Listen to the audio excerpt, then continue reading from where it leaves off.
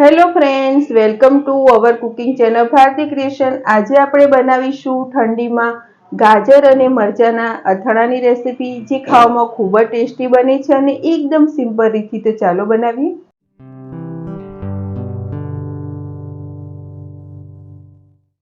Eastern ગાજર મરચાનું અથાણું બનાવવા માટે આપણે ગાજર, મરચાં, આદુ, વરિયાળી, રાઈ, જીરું, રાઈના કુરિયા, મેથીના કુરિયા, કલોંજી, આખા ધાણા, હળદર, લાલ મરચું પાવડર, હિંગ અને મીઠું લઈશું।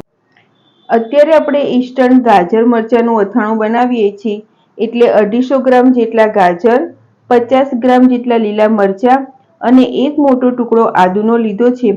આદુને આપણે સાઈડથી ધોઈ અને પછી આ રીતે કટકીમાં કરી લીધું છે। તેવી જ રીતે મરચાંને અને ગાજરને પણ સાઈડથી ધોઈ અને આપણે એક જ સાઈઝમાં કટ કર્યા છે, જેથી અથાણાનો લુક સારો આવે।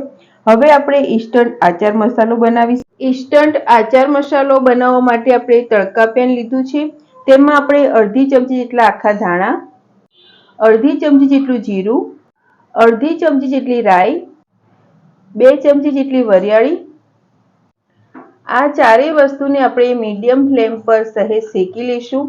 આને આપણે ડ્રાય શેકવાનું છે, આમાં કોઈ તેલનો ઉપયોગ કરવાનો નથી।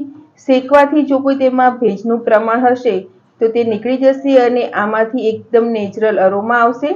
એટલે આપણે આ મસાલાને મીડિયમ ફ્લેમ પર 1 થી 2 મિનિટ માટે શેકી લઈએ। આખા મસાલાને આપણે સરસ રીતે શેકી લીધા છે। હવે ગેસની ફ્લેમ બંધ કરીશું અને આ મસાલાને એક પ્લેટમાં કાઢીશું અને સહેજ ઠંડા થવા દઈશું। આપણે જે મસાલાને શેકીને રાખ્યા હતા તે એકદમ સરસ ઠંડા થઈ ગયા છે। હવે મિક્સર ગ્રાઇન્ડરમાં તે મસાલાને નાખીશું અને આપણે આને એકદમ ઝીણા ક્રશ કરી લઈશું। મસાલાને આપણે સરસ રીતે ક્રશ કરી લીધો છે। જે મસાલાને અત્યારે આપણે ક્રશ કર્યો તેને આપણે મિક્સિંગ બાઉલમાં કાઢી લઈશું। ક્રશ કરેલા મસાલામાં આપણે બીજા મસાલા મિક્સ કરીશું। અડધી ચમચી જેટલા મેથીના કુરિયા, 1 મોટી ચમચી રાઈના કુરિયા, અડધી ચમચી હળદર, 1 મોટી ચમચી કાશ્મીરી મરચું અને અડધી ચમચી જેટલી કલોંજી નાખીશું। આનાથી આચારમાં ખૂબ જ મસ્ત ટેસ્ટ આવશે અને આ બધા જ મસાલાને આપણે સાથે મિક્સ કરી દઈશું। તો આપણો ઇન્સ્ટન્ટ આચાર બનાવવા માટેનો મસાલો સરસ તૈયાર થઈ ગયો છે।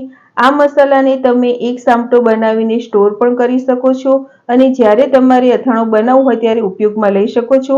હવે આપણે અથાણું બનાવીશું।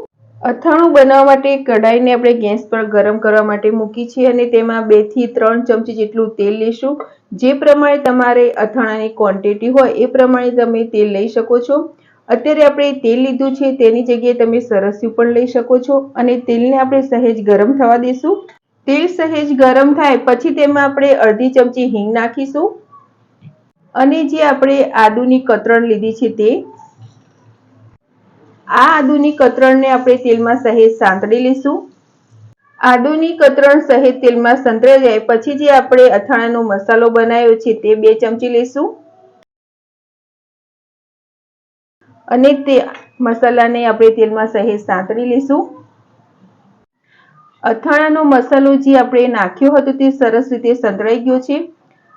અથાણાનો કલર સારો આવે એ માટે અત્યારે આપણે કાશ્મીરી મરચું લીધું છે, પરંતુ જો તમારે અથાણું તીખું ખાવું હોય તો તમે જે નોર્મલ રેગ્યુલર મરચું વાપરતા હોય તે પણ લઈ શકો છો।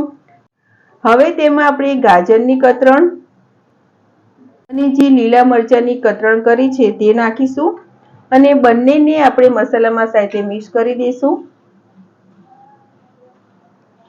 એકાદ મિનિટ જેવું આપણે ગાજરની છીણ અને મરચાંની છીણને મસાલામાં સાથે સાંતળી લીધા છે। હવે તેમાં આપણે ટેસ્ટ પ્રમાણે મીઠું મિક્સ કરીશું, 1 લીંબુનો રસ,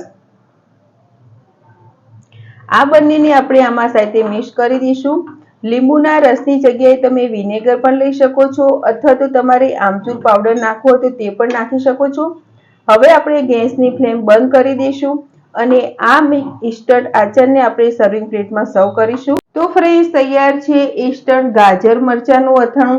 આ અથાણાને તમે પરોઠા સાથે, ભાખરી સાથે તેમજ ખીચડી સાથે લઈ શકો છો। એકદમ ટેસ્ટી બને છે અને તમે તેને ફ્રીજ વગર પણ બહાર 2 થી 3 મહિના સુધી સારી રીતે સાચવી શકો છો। બનાવવામાં એકદમ સિમ્પલ અને ખાવામાં ખૂબ જ ટેસ્ટી ગાજર મરચાંના અથાણાની રેસીપી તમને સારી લાગી હોય તો મારા વિડીયોને લાઈક, શેર અને આવી જ નવી નવી રેસીપી જોવા મારી ચેનલને સબસ્ક્રાઇબ કરજો. મારો વિડીયો જોવા બદલ થેન્ક યુ.